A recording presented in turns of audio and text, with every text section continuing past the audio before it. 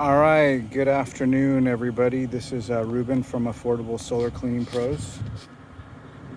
Let's see, today I'm in Redlands. I'm doing my third house today. My first house was windows. I did 16 windows, outside windows, and got that done.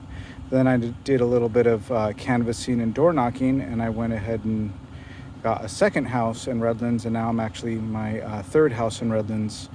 My second house was a solar panel cleaning, and this is actually my third house, also solar panel cleaning. I just wanted to make a quick video.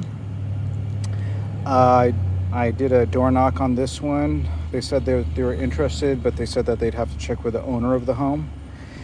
And so as I continued on with my business, I ended up with a second house.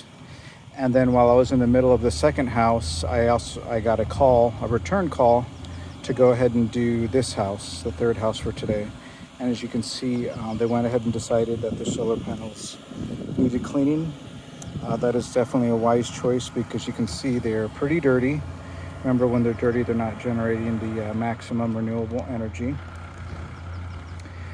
And so you can see these solar panels, they are facing the south side, which is an ideal place. And you can see this is a single-story home, and but there's also another set of solar panels. And this is actually in the carport.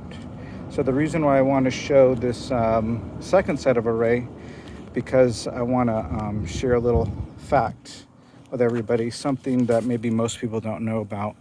When your solar panels are mounted at a 0-degree pitch, which pretty much means flat, or the closer to zero you get, you can see they actually get dirtier quicker. They're actually way more dirty than they normally would be. And so I just wanted to show this carport.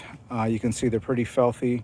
We're going to go ahead and take care of it and do a great job for this customer. Have a great day, everybody.